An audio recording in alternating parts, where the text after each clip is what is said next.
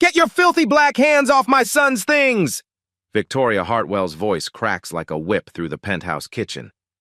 Her manicured hand strikes Wanda Laurent's face, a sharp slap that echoes off marble countertops and designer cabinets. Wanda's head snaps to the side. Her cheek burns. Victoria snatches the flashcard from Wanda's trembling fingers and rips it apart. German? German? She throws the pieces at Wanda's feet. My autistic son will never speak. 4 specialists confirmed it. But you, the maid, think you can teach him languages? She kicks the notebook across the floor. It slides open, revealing a hand-drawn chart. 9 boxes, 6 filled with check marks. Victoria's eyes narrow. What is this? Wanda's voice barely rises above a whisper. Mrs. Hartwell, Noah can already speak 6... Shut up! Victoria grabs her phone. 1 call to immigration and you're gone. You're nothing. Wanda tastes blood on her lip, but her eyes stay locked on that chart. Because what happens next will prove Victoria dead wrong. 6 months earlier, the Hartwell penthouse looked like something from a magazine spread. Floor-to-ceiling windows framed the Manhattan skyline. Original artwork lined hallways wider than most studio apartments. Every surface gleamed with the kind of wealth that didn't need to announce itself. It simply existed. James Hartwell III sat in his home office staring at a file marked Noah Hartwell, medical summary. Tech billionaire, Forbes list regular, a man who'd built an empire on solving impossible problems, but he couldn't solve his son. Mr. Hartwell, the lead specialist from Mount Sinai, adjusted her glasses. I want to be clear about Noah's prognosis. 3 other doctors nodded from their seats around the mahogany conference table. 4 specialists, 4 identical conclusions. Noah is 8 years old, the specialist continued. He received his autism diagnosis at age 3. He's nonverbal. Based on our comprehensive evaluation, his cognitive delays are severe and permanent. Victoria Hartwell sat beside her husband, perfectly composed in a designer suit that cost more than most people's monthly rent. What does that mean exactly? It means Noah will never speak fluently. His language processing centers show minimal activity. We recommend considering specialized residential care by age 10. The words hung in the air like a death sentence. James closed the file. My son is staying home. Of course, the specialist said gently. We're simply saying, don't expect miracles. Noah's brain isn't wired for language acquisition. After the doctors left, Victoria stood at the window, watching the city below. Maybe they're right. Maybe we need to accept reality. In the kitchen, Wanda Laurent wiped down counters she'd already cleaned twice. She'd heard every word through the intercom Victoria had forgotten to turn off. She thought about her niece back in Haiti, the one doctors had given up on, the one Wanda had taught to speak 4 languages. Wanda Laurent's room was the smallest in the penthouse, a converted storage space behind the kitchen with a window facing the building's air shaft. Not the skyline, never the skyline. She sat on her narrow bed holding a photograph that had traveled across an ocean and through a lifetime. Port-au-Prince, 2009. Wanda stood in front of the Université d'État de Haiti, surrounded by students, her arm raised mid-lecture. The sign above her read, Department of Comparative Linguistics, Professor Wanda Laurent, specialist in multilingual acquisition, fluent in 9 languages, English, French, Creole, Spanish, Portuguese, German, Italian, Mandarin, Japanese. That woman in the photo had published papers, had trained teachers, had unlocked the gift of language in hundreds of students across 2 decades. That woman died on January 12, 2010, when the earthquake hit. The university collapsed. Her office, her research, her credentials, all buried under rubble. She'd survived. Her career hadn't. Wanda traced the faces in the photograph. So many of them hadn't made it out. She'd arrived in New York 3 months after the earthquake with a tourist visa and $340 in her pocket. 52 years old. No credentials the U.S. would recognize, no money to recertify, no time before the visa expired. She'd found work cleaning apartments, then offices, then 6 years ago, a live-in position with the Hartwells. It's temporary, she'd told herself, just until I save enough. But saving enough never happened. The visa expired. Going back meant starting over with nothing. Staying meant disappearing into the invisible army of immigrant workers who kept New York running while the city looked right through them. Victoria Hartwell had interviewed her for exactly 4 minutes. You clean? You cook? You know how to stay quiet? Yes, ma'am. Good. My son has special needs. He stays in the East Wing. You don't interact with him. The therapists handle everything, understood? Yes, ma'am. Wanda folded the photograph and tucked it back into her Bible, the only book from Haiti she'd managed to keep. On the nightstand beside her bed sat a brand-new spiral notebook, its pages still blank. She picked up a pencil and drew a grid. 3 rows, 3 columns, 9 empty boxes, 1 for each language. The Hartwell family moved through their home like planets in separate orbits, never quite touching.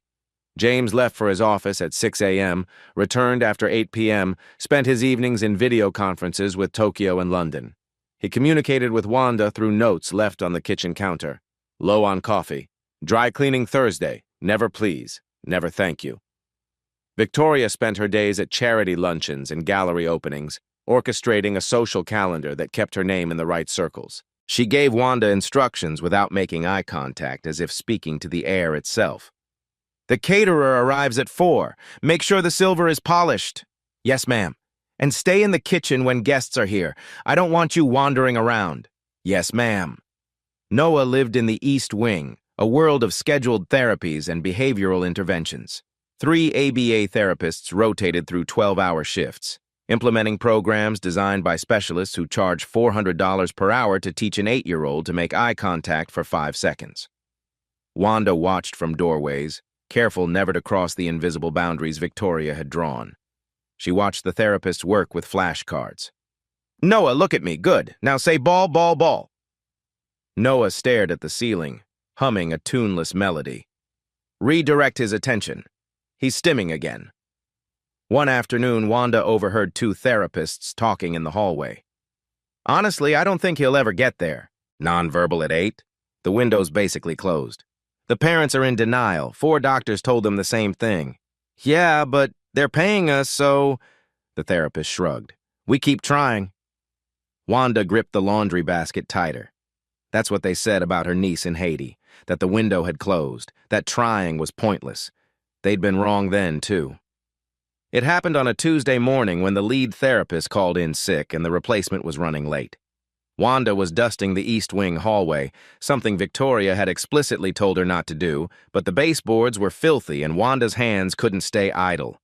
Through the open door of Noah's room, she heard it. Humming. Not the tuneless stimming the therapists always redirected. This was different, structured, melodic. Noah sat on the floor, arranging toy cars by color, red, blue, green, yellow, red, blue, green, yellow, and humming a pattern that matched the sequence. Wanda stopped dusting. The pattern repeated. Perfect pitch, perfect rhythm. Without thinking, she hummed back. A Creole lullaby her mother had sung, the melody rising and falling like waves. Noah's hands froze on the yellow car. Wanda held her breath. Slowly, Noah's head turned. His eyes, dark and deep and usually focused on nothing, locked onto hers. Real eye contact, sustained, searching. Wanda's heart hammered against her ribs. She hummed the next phrase. Noah tilted his head, processing. Then his mouth opened and he hummed back. Not the original Creole melody. Something new, something that bridged the 2 patterns into a conversation. Wanda stepped into the room, barely breathing. She knelt 3 feet away, careful not to crowd him.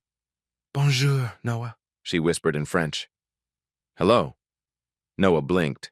His eyes never left her face. She tried again, slower. Bonjour. Noah's lips moved. No sound came out, but his mouth shaped the syllables. Wanda's eyes stung with tears she couldn't let fall. This child, this boy 4 doctors had declared cognitively delayed, linguistically impaired, permanently nonverbal, was trying to communicate, not in English, not in the language his therapists had been drilling into him for 5 years, in French, in melody, in pattern. His brain wasn't broken. It was just listening for something different. The front door slammed. Victoria's voice echoed from the foyer. I'm back. Where's Noah's lunch? Wanda stood quickly, smoothing her uniform. Noah returned to his cars, the moment evaporating like morning mist. But as Wanda backed out of the room, Noah glanced up one more time and hummed her melody back. That night, Wanda couldn't sleep. She sat on her bed with the spiral notebook open on her lap, staring at the empty grid. 9 boxes, 9 languages. 9 chances to prove the world wrong. At 5:15 a.m., before Victoria's alarm went off, before James left for the office, Wanda slipped into Noah's room with a single flashcard. "Bonjour," she whispered, holding up the card with a sun drawn on it. "Soleil, sun." Noah was already awake, sitting on his bed with his cards arranged in their eternal pattern. He looked at the card, looked at Wanda, looked back at the card. "Bonjour," Wanda repeated. "Soleil." 20 minutes. That's all she had before the first therapist arrived. On day 3, Noah touched the card. On day 5, his lips moved with hers. Bon. On day 12, he whispered it. Bonjour. The sound was barely audible, scratchy from years of silence, but it was there. Real, undeniable. Wanda pressed her hand to her mouth to keep from crying out. That evening, she took out her notebook and marked the first box with a careful check mark. Language #1, French, 1 of 9 complete, week 4. Wanda introduced Spanish. Hola, Noah, hola. She sang Spanish children's songs while folding his laundry, counted in Spanish while organizing his toys, built vocabulary through pattern and melody, the way she'd taught hundreds of students in Port-au-Prince. Noah absorbed it like a plant finally getting water after a drought. Hola, he whispered one morning, his hand reaching out to touch hers. Wanda's breath caught, physical contact, initiated by him. She marked the second box, language #2, Spanish, 2 of 9 complete. Week 6, Creole. Messi, she taught him. Thank you. Noah practiced the word silently for 3 days, his mouth forming the shape over and over. On the 4th day, Wanda brought him his favorite breakfast, cut fruit arranged by color. Noah took the plate, looked directly at her, and spoke. Messi. Wanda's knees nearly gave out. She gripped the door frame, tears streaming down her face. Thank you. The first words her mother had taught her, the words that connected them to Haiti, to family, to survival. And now, to this boy. She marked the 3rd box that night, her hand shaking so hard the check mark looked crooked. Language #3, Creole, 3 of 9 complete, 3 languages, 3 months, 6 to go. In the main house, Victoria complained to James that Noah was regressing. He's making these strange sounds, like he's trying to talk, but it's all garbled. James barely looked up from his laptop. The therapists know what they're doing. Wanda stood in the kitchen, listening through the intercom. She knew exactly what Noah was doing. He was learning. Month 3 arrived with autumn rain and a new language. Bom dia, Noah, Portuguese, good morning. Wanda had decided to accelerate. 3 months for 3 languages meant she could do 9 in 9 months, if she didn't get caught. Noah took to Portuguese faster than the others. Within 2 weeks, he was counting, dois, tres, cuatro. Wanda marked her chart. Language #4, Portuguese, 4 of 9 complete, 5 to go. But the accelerated pace came with risks. Noah was changing in ways that couldn't be hidden. He made eye contact now, sustained, purposeful. He reached for people's hands. He hummed in different melodies depending on which language Wanda had used that morning. The therapists noticed. He's not responding to prompts anymore, the lead therapist told Victoria. He seems distracted, like he's listening to something else. Victoria frowned. What do you mean, something else? I don't know, but he's definitely regressing in his English programs. We might need to increase his therapy hours. Wanda was dusting the hallway close enough to hear. Her hands tightened on the cloth. Month 4, Italian. Ciao, Noah, buongiorno. She taught him through opera, playing recordings on her ancient phone through earbuds she'd bought at a bodega for $3. Noah's face lit up at the dramatic melodies. Within days, he was singing phrases back. Bella, bella, bella. Beautiful. Language #5, Italian, 5 of 9 complete. But Victoria's assistant, a sharp-eyed woman named Claire, was getting suspicious. Wanda was reaching for a high shelf in the kitchen when she heard footsteps behind her. What are you doing in the East Wing? Wanda turned. Claire stood in the doorway, arms crossed, staring at the flashcards scattered across the counter, cards Wanda had been making during her lunch break. I was just cleaning, ma'am. Claire picked up a card. Buongiorno, what is this? Just practice. For myself. Practice. Claire's voice dripped with skepticism. She pocketed the card. Mrs. Hartwell asked you to stay away from Noah. Are you following her instructions? Yes, ma'am. Good. Because if I find out you're interfering with his therapy... She let the threat hang in the air. After Claire left, Wanda's hands shook so badly she had to sit down. 5 languages, 4 months. She was more than halfway there. But the walls were closing in. That night, Wanda stared at her notebook, at the 4 remaining empty boxes. German, Mandarin, Japanese, Advanced English. Her visa had expired 8 months ago. 1 phone call from Victoria, 1 single call to immigration, and she'd be deported. Everything Noah had learned would be dismissed as imagination or coincidence. The therapist would increase his medications. The specialist would recommend institutionalization. And Noah would lose his voice again. Wanda pressed her hand to the page over those empty boxes. 4 more, she whispered to the darkness. Just 4 more. In the East Wing, Noah lay in bed, humming a lullaby in 5 languages. Nobody was listening. Nobody but Wanda. The explosion came on a Monday morning.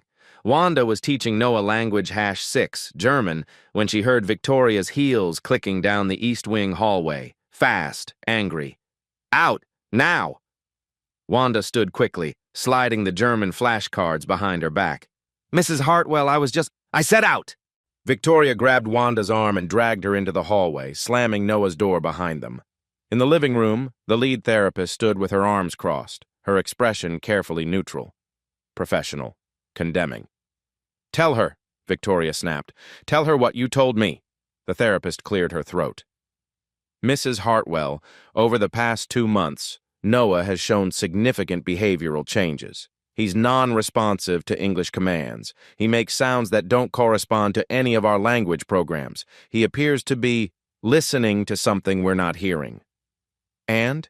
Victoria's voice was ice. And I believe someone has been interfering with his therapy, someone who doesn't understand the delicate balance we're maintaining.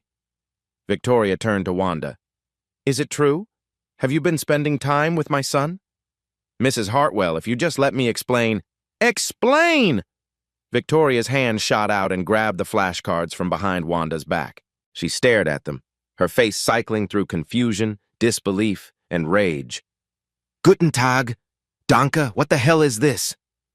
German, Wanda said quietly. Noah is learning. The slap came so fast Wanda didn't have time to flinch. Her head snapped to the side, her cheek exploding in pain. How dare you? Victoria's voice shook. My son is autistic. He will never learn to speak properly. 4 specialists, 4, confirmed he has permanent cognitive delays. But you, the maid, think you know better than doctors? She ripped the flashcards in half, then in half again. The pieces fluttered to the expensive rug like snow. Do you know what you've done? You've confused him. You've set back months of therapy. You've filled his head with gibberish when he can't even say mama in English. Wanda's eyes burned, but she kept her voice steady. Mrs. Hartwell, Noah can speak. He's already learned. Shut up! Victoria grabbed her phone from her pocket. You're lucky I don't call immigration right now. Do you understand what happens if I make 1 call? 1 call? The threat hung in the air like smoke. Wanda's throat tightened. Deportation. Back to Haiti with nothing. No credentials, no job, no way to help Noah. I understand, she whispered. Good. Victoria stepped closer, her voice dropping to a hiss that somehow felt more violent than the slap. You stay away from my son. You don't speak to him. You don't look at him. You don't even think about him. You're the help. You clean, you cook, you stay invisible. That's all you're good for. She kicked Wanda's notebook across the floor. It slid under the coffee table, pages crumpling. Now get out of my sight. Wanda bent down slowly, her cheeks still throbbing, and retrieved her notebook. The pages had bent, but the grid was still visible. 6 boxes checked, 3 empty, 6 of 9 complete. So close. As she walked back to her room, Victoria's voice echoed behind her. And if I catch you near Noah again, you're done. Not just fired, gone. Understand? Wanda closed her door and slid down against it, the notebook clutched to her chest. 6 languages. 3 months. She'd promised to stop.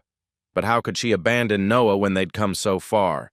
For 3 days, Wanda kept her promise. She stayed in the kitchen, cleaned the bathrooms, folded laundry, avoided the East Wing like it was radioactive. She heard Noah crying through the walls at night, heard the therapist's frustrated voices during the day. He's completely shut down, won't make eye contact, won't respond to any prompts. On the fourth morning at 4:30 a.m., Wanda's alarm went off. She sat on her bed staring at her notebook. 6 languages, 6 check marks, 3 empty boxes staring back like accusations: German, Mandarin, Japanese, Advanced English. She thought about her niece in Haiti, about the moment doctors had said give up and Wanda had said not yet. She thought about Noah's eyes lighting up when he'd first said messy. She thought about Victoria's voice. You're the help. That's all you're good for. At 4:55 a.m., Wanda slipped into Noah's room. He was awake, staring at the ceiling, his face blank in a way that made her heart crack. Guten Morgen, Noah, she whispered in German. Good morning. Noah's eyes shifted to her. For a long moment, nothing happened. Then his mouth moved. Guten Morgen, Wanda breathed. Guten Morgen, Noah whispered back. Wanda covered her mouth with her hand, tears streaming silently down her face. He hadn't forgotten. 3 days of silence, and he hadn't forgotten. For the next 4 weeks, Wanda lived on the razor's edge of discovery. She woke at 4:45 a.m., 15 minutes earlier than before, taught Noah until 5:35, then disappeared before the first therapist arrived. German became his fastest language. Danke, bitte, ich liebe dich. Thank you, please, I love you. She marked the box with shaking hands. Language #6, German, 6 of 9 complete. Month 5, language #7, Mandarin. This one terrified her. Tonal languages were difficult even for neurotypical children. The 4 tones, flat, rising, falling, changed meanings entirely. She practiced with Noah using simple words, showing him how to shape his mouth, how to let the melody rise and fall. Noah listened, his head tilted, processing. Then he repeated them back perfectly, all 4 tones, first try. Wanda's hands went numb. Within 2 weeks, Noah was counting to 20. Within 3, he was speaking simple phrases in Mandarin. The children in her university classes in Haiti had taken 6 months to achieve what Noah did in 3 weeks. His brain wasn't delayed. It was exceptional. She marked the box. Language #7 Mandarin, 7 of 9 complete. Month 6. Language #8 Japanese. Ohayo gozaimasu, Wanda whispered. Good morning. Noah bowed just slightly the way she'd shown him. Ohayo. Japanese came even faster than Mandarin. Noah loved the formality, the structure, the way respect was built into the grammar itself. Arigato gozaimasu. Thank you very much. He practiced bowing at different angles for different levels of gratitude. Wanda had to bite her lip to keep from laughing with pure joy. Language #8, Japanese, 8 of 9 complete, 8 languages, 6 months, 1 more to go. That night, Wanda pulled out her ancient phone and recorded Noah speaking. 30 seconds in each language, translating the same simple story about a boy and his toy car. English, French, Spanish, Creole, Portuguese, Italian, German, Mandarin, Japanese, 8 languages, 1 8-year-old boy, proof that would change everything, or destroy her completely. Week 26, the final language. Wanda sat on Noah's floor at 5 a.m. with a realization that made her laugh quietly in the dark. Noah, she said, we're going to learn language #9 today. Noah looked up from his cars, waiting. Advanced English. He tilted his head, confused. He already spoke English, survival English, basic commands, the language therapists had drilled into him for years. But Wanda wasn't teaching him that English. She was teaching him the English she'd taught her university students: grammar, structure, formal syntax. The difference between I want water and I would appreciate some water, please. The power of subjunctive mood, the elegance of compound complex sentences. She was teaching him the English that would prove he wasn't cognitively delayed. Listen, she said, not I want to go, but I would like to go, not give me that. But may I have that, please? Do you hear the difference? Noah's eyes sharpened with focus.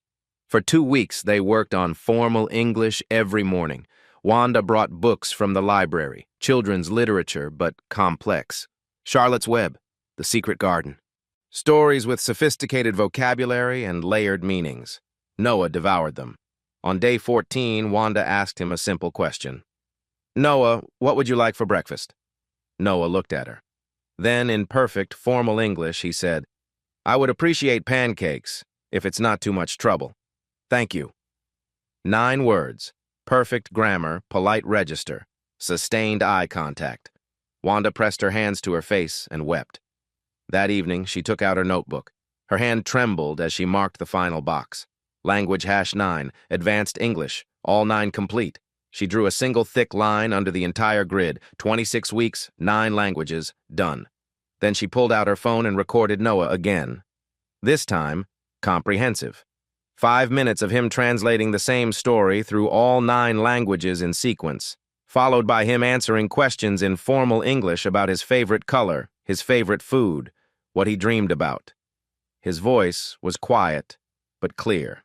His grammar was impeccable. His language switching was seamless, impossible, unprecedented, undeniable. Wanda sat on her bed with the video and the notebook, her heart racing. Now what? She could show the Hartwells, prove Noah's abilities, vindicate everything she'd risked. But Victoria had made herself clear. One call to immigration, one call, and Wanda would be gone. Deported, arrested, disappeared into the system that swallowed people like her every day. If the Hartwells rejected her proof, dismissed it as fake, fired her before she could demonstrate it properly, Noah would lose his voice. The languages would be buried under medications and institutionalization. And Wanda would lose her only chance to prove she was more than the help. She found Maria, the weekend housekeeper, folding laundry in the utility room. "Maria, I need advice." Maria looked up, her expression cautious. "What kind of advice?"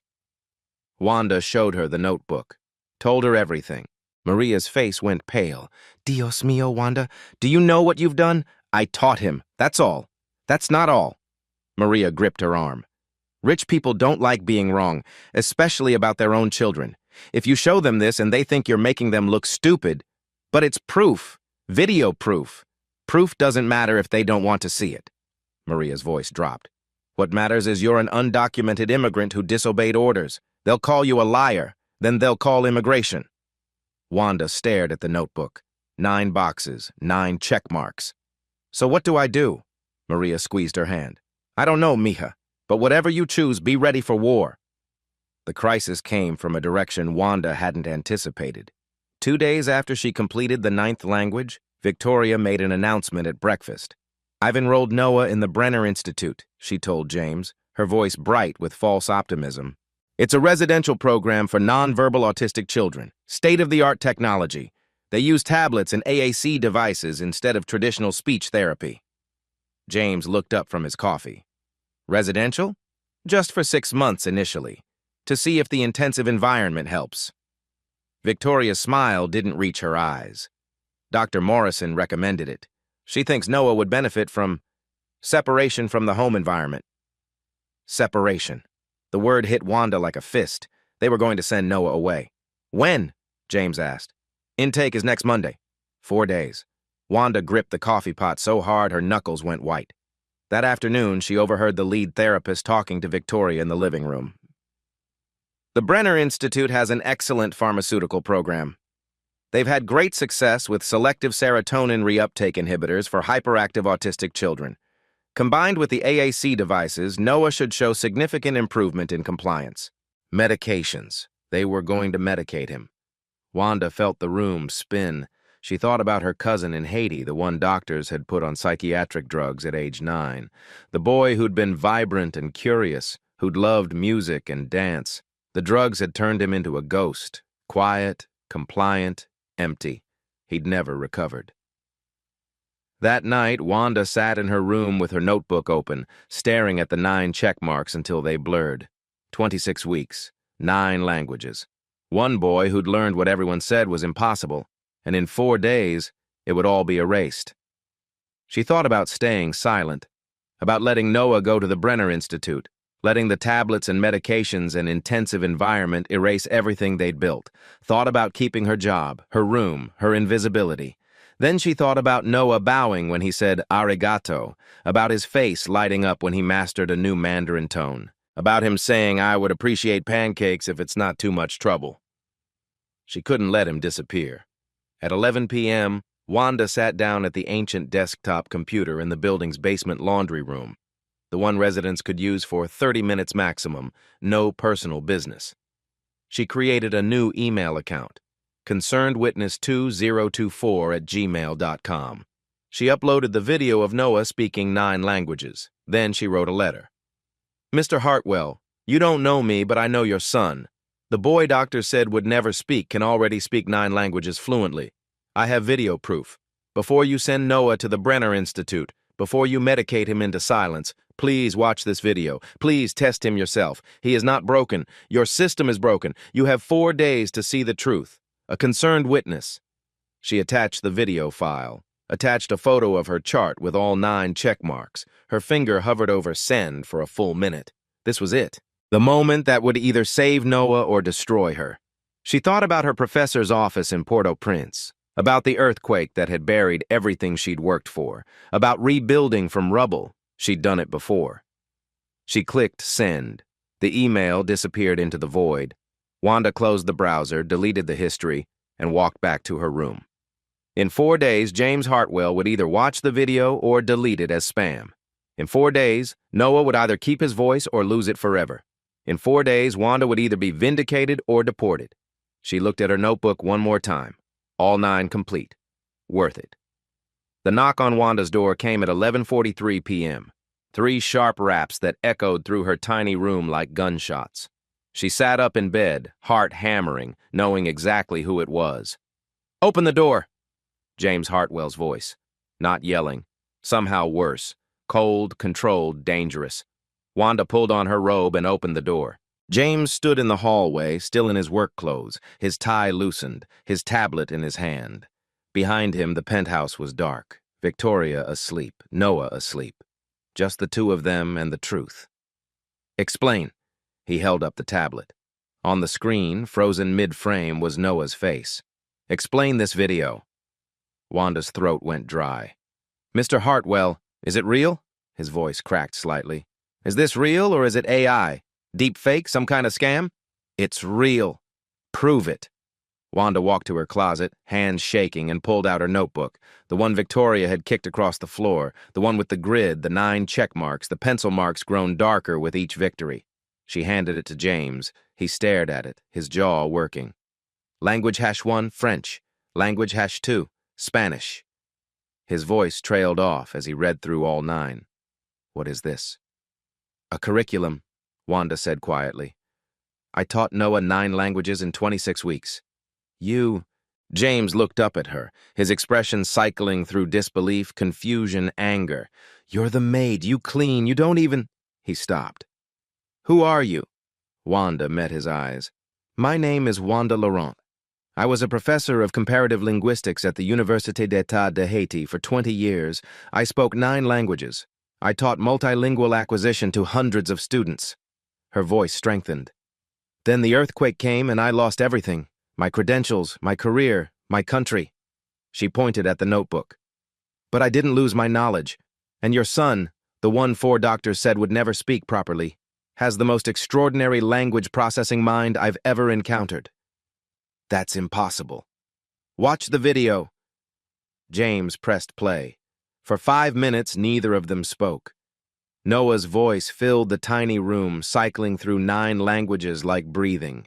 French to Spanish to Creole to Portuguese to Italian to German to Mandarin to Japanese to formal English, each transition seamless, each pronunciation perfect. When it ended, James just stood there, the tablet hanging loose in his hand. "My son," he whispered. "That's my son." "Yes, but the doctors said..." "The doctors were wrong." Wanda's voice hardened. "Your son isn't broken, Mr. Hartwell. Your system is broken. Monolingual methodology, ABA therapy designed for compliance, not communication. You've been teaching him to perform like a trained animal instead of recognizing he's a genius." James's face flushed. "How dare you? How dare I?" Wanda stepped forward. "I dare because I'm the only person in this building who saw your son as a human being instead of a problem to fix. I dare because you were going to send him away, drug him, erase him." She pointed at the notebook. 9 languages, Mr. Hartwell. Your son speaks 9 languages. You said 0. How many other zeros in your life are actually 9s? The silence stretched between them like a chasm. Finally, James said, "If you're lying to me, then test him."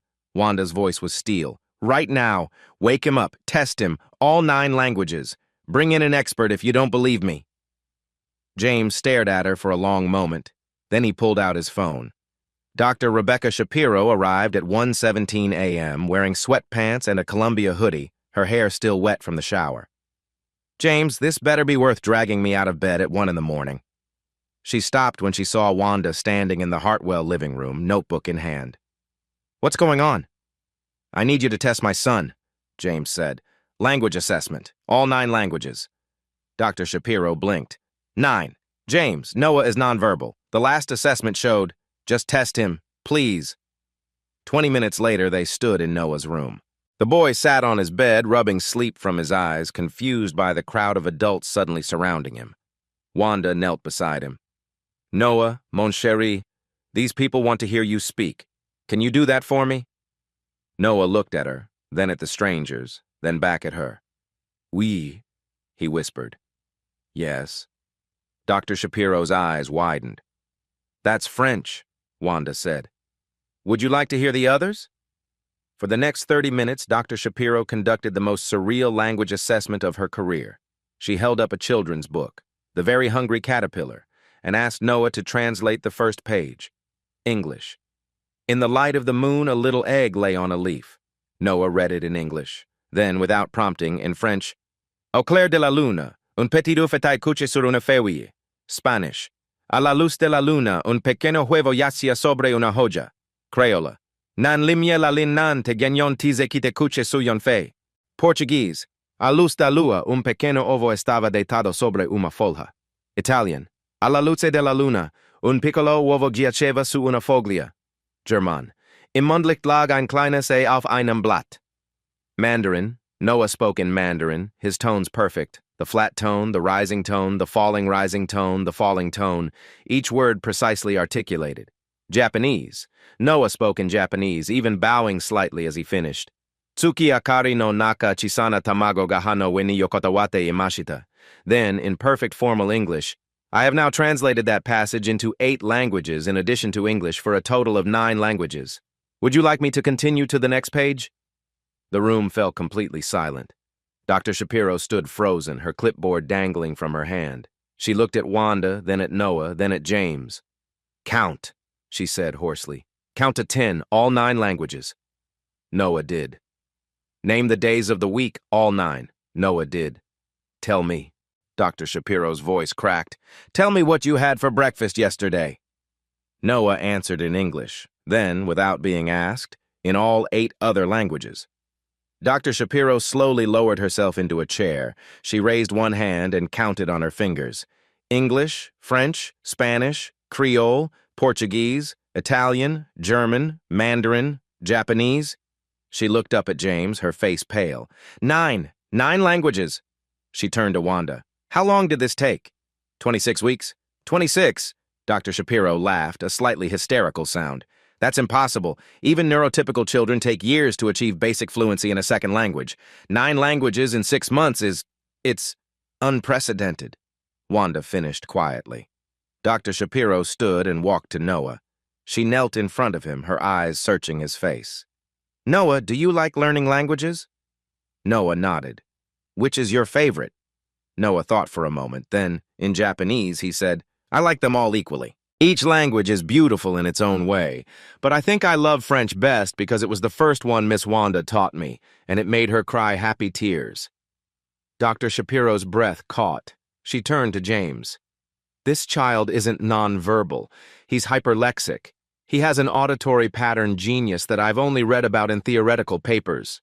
She pointed at Wanda. "And whoever she is, she's just performed a pedagogical miracle." Victoria appeared in the doorway, her silk robe clutched around her, her face creased from sleep. "What's going on? Why is everyone in Noah's—" She stopped, stared at Dr. Shapiro, at Wanda, at James. "What's happening?"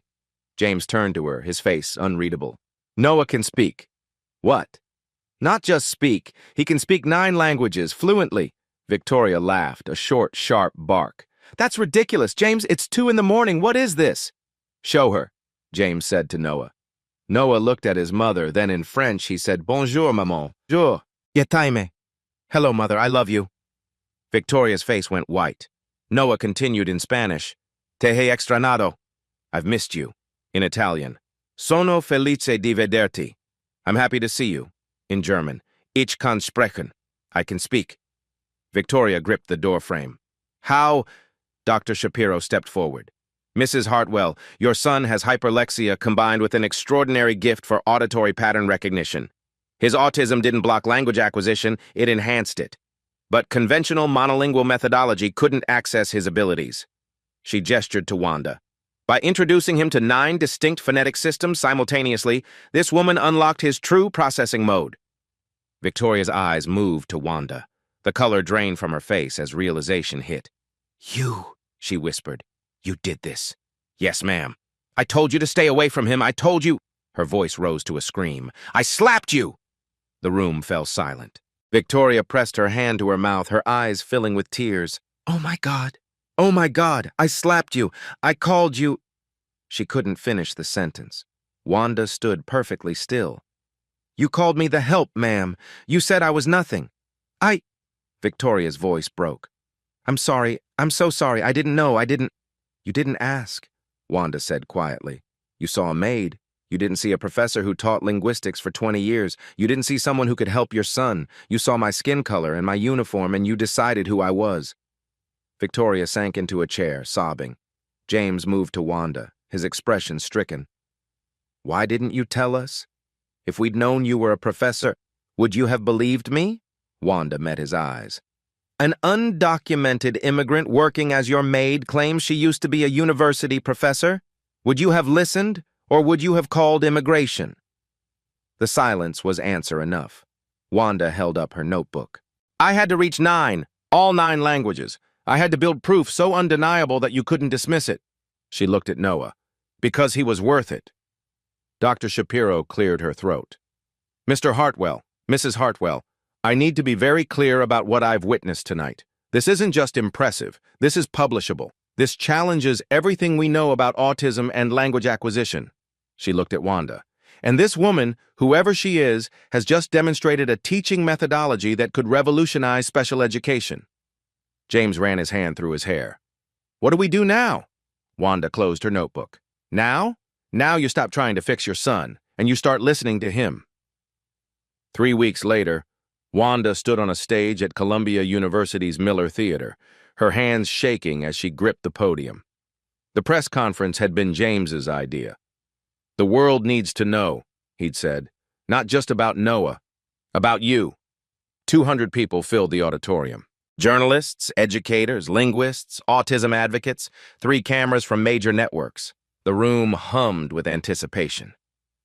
Behind Wanda, mounted on a large screen, was a photograph of her notebook, the grid with 9 check marks. All 9 complete. James stepped to the podium. 6 months ago, 4 specialists told us our son would never speak fluently. They recommended institutionalization, medication, resignation. His voice cracked slightly. We believed them because they were doctors, because we thought expertise meant credentials. He gestured to Wanda. We were wrong. Expertise means knowledge, and knowledge can come from anywhere, even from someone we called the help. The audience murmured. I'd like to introduce you to Professor Wanda Laurent. For 20 years, she taught comparative linguistics at the Université d'État de Haiti. She specialized in multilingual acquisition. She spoke 9 languages. The 2010 earthquake destroyed her university, her credentials, her career. James's voice strengthened. But it didn't destroy her brilliance. And that brilliance saved my son.